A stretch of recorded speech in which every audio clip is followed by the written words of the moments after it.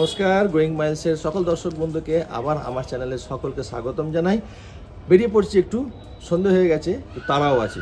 চলুন আগে স্টেশনে পৌঁছুই, তারপর দেখা যাবে, আপনাদের সব বলবো। আজকে একটা টোটো পেয়ে গেছি তাড়াতাড়ি, খুব লেট হয়ে গেছে। চলুন তাড়াতাড়ি স্টেশনে যাই। দৌড়তে দৌড়তে স্টেশনে এলাম। আজকে এত হিউমিডিটি, একটু হাঁটলেই হাত ধরে যাচ্ছে। তা সত্ত্বেও ঠিকঠাক টাইমে চলে এসেছি।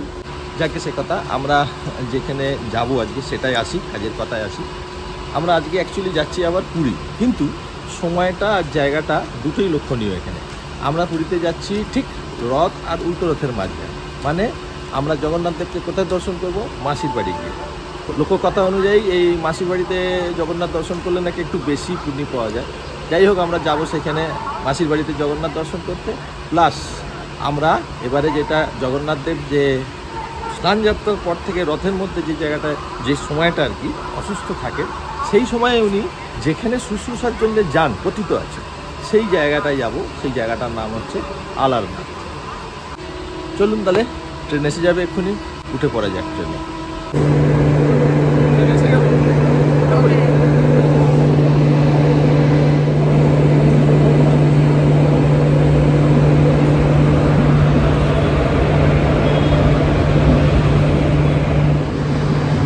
চলুন, ওয়ানে আমাদের আজকে রিজার্ভেশন করেছে। আমরা ট্রেনে উঠেছি। বাইরে যা গরম, তার থেকে আরাম পাওয়ার জন্য এসি 3 টায়ারের ওপরের সিট আমার রয়েছে। এখন আপাতত ট্রেনটা ফাঁকা আছে, পর স্টেশনে আরও লোক উঠবে। তাড়াতাড়ি আমরা খেয়ে দিয়ে নিয়ে, কেননা কাল 4:30টায় নামতে হবে। পুরীতে বাজে এখন ঠিক 4:30। একদম রাইট টাইমে পুরী স্টেশনে ঢুকে গেছে। কালকে রাত্রে 1 ফোঁটা ঘুম হয়নি। আসলে দরজার ধারে সিট পড়লে, সে এসি হোক যেখানেই হোক, এসি ফার্স্ট ক্লাস ছাড়া কি যে সমস্যা, সে আর বলার কথা।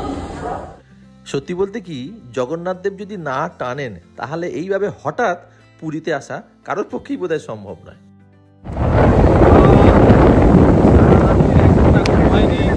কিন্তু এত সুন্দর হাওয়া এখানে, আর মেঘলা পরিবেশ।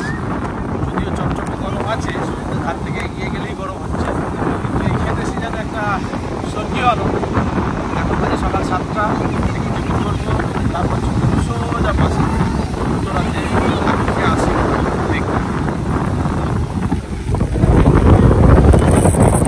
সেই 2 কিলোমিটার আগে থাকতে গুন্ডিচা মন্দিরে প্রবেশের লাইন পড়েছে। সকাল 9টা, এখন 8টা। চেষ্টা করে দেখি রথের কাছাকাছি অবধি যেতে। রথটা তো দর্শন করি, তারপর গুন্ডিচার ভেতরে প্রবেশের চিন্তা করব। একদম ডান দিকে শ্রী জগন্নাথ দেবের রথ, মাঝখানে মা সুভদ্রা, আর ওই দিকে হলুদ রঙের রথটা হচ্ছে শ্রী বলরাম দেবের। পাশেই গুন্ডিচা মন্দিরে 3 দেবতাই এখন বিরাজমান। আর এই 3টি রথ পুরীর রাজপথকে এক স্বর্গীয় ধামে পরিণত করেছে। ভাই বোন সমেত শ্রীমন্দির থেকে গুন্ডিচা অব্দি এইভাবেই এসেছেন। এখন সব ঘোড়া সারথি খুলে রাখা হয়েছে। কি অদ্ভুত এক পরম্পরা আর এই রথের গঠনশৈলী। 3 মাস আগে থাকতে বেছে বেছে কাঠ নিয়ে আসা হবে, তারপর সেটাকে খিলানে খিলানে মিলিয়ে এত বড় একটা রথ তৈরি করা হবে। তাতে একটিও পেরেক ইউজ করা যাবে না। অদ্ভুত, তাই না? আর এবারে আমাদের পুরীর ভ্রমণটা খুবই অল্প সময়ের, তো এই জন্য ছটফট করছি গুন্ডিচা মন্দিরে গিয়ে একটু ভগবানকে দর্শন করে নেবো। আমার জীবন ধন্য হলো জগন্নাথ দেবের রথের দড়ি মাথায় স্পর্শ করতে পেরে। আজকের পরিবেশটা সারাদিনই খুবই ভালো। আজকে একটুখানি রেস্ট নিলাম বাড়িতে, তারপরে এখন বেরোচ্ছি হোটেল থেকে, খাওয়া দাওয়া করে সমুদ্রের ধারে এখন বসবো। মেঘলা হাওয়ায় দুপুরবেলা সমুদ্রের ধারটা কিরকম লাগে চলুন দেখি।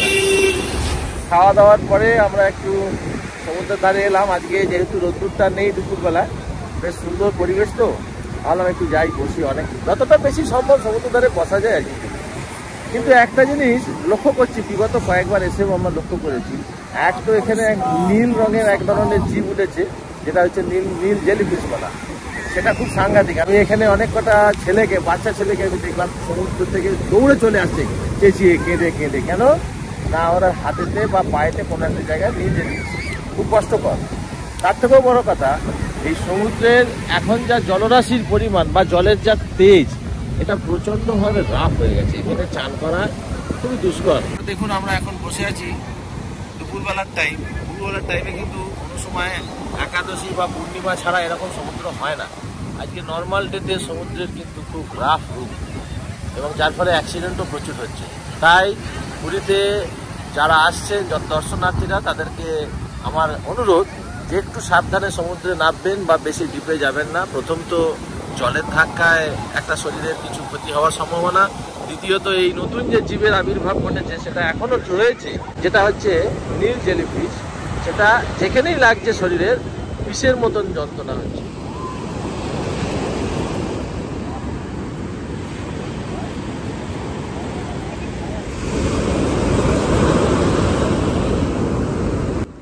বসে বসেই সন্ধে হয়ে গেল। কাল সকালে আপনাদের আবার আলারনাথে নিয়ে যাব। Good morning. এখন আমরা চলেছি আলারনাথে। আলারনাথ পুরী থেকে খুব একটা দূরে নয়, পুরী থেকে 25 কিলোমিটারের মধ্যে হবে। পুরী ভুবনেশ্বরের যে এক্সপ্রেসওয়েটা হয়েছে সমুদ্রের ধার দিয়ে গিয়ে সেই রাস্তায় উঠে খানিকটা গেলেই আমরা বাঁ দিকে চলে গেলাম। এই রাস্তাটা সোজা চলে যাচ্ছে চিল্কার দিকে। আমরা একটা শেয়ারের অটো পেয়েছিলাম, 600 টাকা মতন নিয়েছিল। আমরা পুরী থেকে প্রায় 25 কিলোমিটার পাড়ি দিলাম, দিয়ে আলারনাথ ধামে এসেছি। ওই হচ্ছে মন্দির আলারনাথ টেম্পল। সামনে একটা গৌরীয় মঠও আছে। এখানে বিশেষ একটা থাকার বন্দোবস্ত নেই, পুরী থেকে এসে দেখে চলে যাওয়া যেত। আলারনাথ টেম্পলের এই হলো মুখ্য দ্বার। ভিতরে মন্দির রয়েছে, জগন্নাথ দেবেরই মন্দিরের একটা আদলে ছোট মন্দির। এটি নারায়ণের চতুর্ভুজ বিগ্রহ। এই স্থান শ্রী শ্রী চৈতন্য মহাপ্রভুর পদধূলিতে ধন্য হয়েছে। যখন জগন্নাথ দেব স্নান যাত্রার পরে এখানে এসে থাকেন, সেই একটা সময়তেই মহাপ্রভু যখন পুরীর মন্দিরে ওনাকে দর্শন পাননি, এইখানে ইনি ছুটে এসেছিলেন এবং এখানেই তিনি জগন্নাথ দেবের চতুর্ভুজ রূপ দর্শন করেছিলেন। এখানে হনুমানজি মন্দির আছে, আর এই হলো মেন মন্দির। আজকে খুব ভালো দিন, আমরা এসেছি, খুব ফাঁকাও আছে। আমরা পুরীতে আসি যাই ঠিকই, কিন্তু এই জায়গাগুলো আমরা ঠিকঠাক দেখে উঠতে পারি না। যতদিন পুরীর জগন্নাথ দেব স্নান যাত্রার পরে জ্বরে আক্রান্ত হন, কথিত আছে যেটা, সেই সময় এই মন্দিরের পায়েসান্ন উনি নিতে এইখানেই অবস্থান করেন এবং সেই পায়েসান্ন নিয়েই তার শরীর ধীরে ধীরে সুস্থ হয়। তারপরে তিনি রথযাত্রার দিনে বেরোন।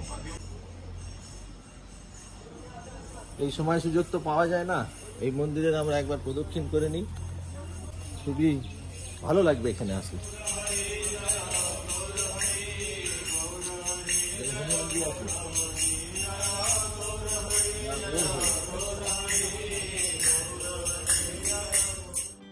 কি অদ্ভুত আমাদের শ্রী চৈতন্য মহাপ্রভুর ভক্তি প্রেম রস। এইখানেই উনি জগন্নাথ দেবের চতুর্ভুজ রূপ দর্শন করেছিলেন, আর যে পাথরের ওপর এসে উনি আছড়ে পড়েছিলেন, সেই পাথরে সম্পূর্ণভাবে ওনার হাত পা এবং বিভিন্ন মাথা সমস্ত জায়গা গর্ত মতন হয়ে গেছে। পুরো জায়গাগুলো এখন দেখলেই বোঝা যায় একটা মানুষের কোনো ছাপ রয়েছে, আর পাশেই রয়েছেন মা মহালক্ষ্মী। সত্যি এটা খুব পুণ্যস্থল। সারাদিন ঘোরাঘুরির পর একটু টাইম পেয়েছি বিকেলের দিকে, এখন বাজে 5টা। এখনই হয়তো বৃষ্টি শুরু হবে, আর সমুদ্রের রূপটা দেখুন।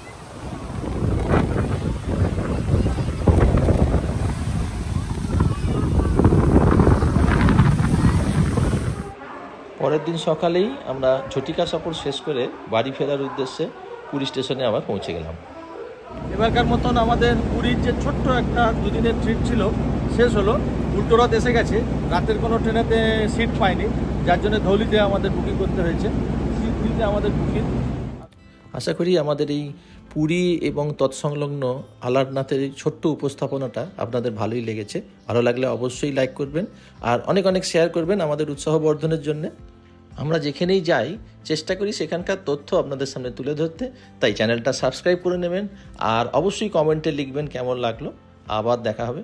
ধন্যবাদ।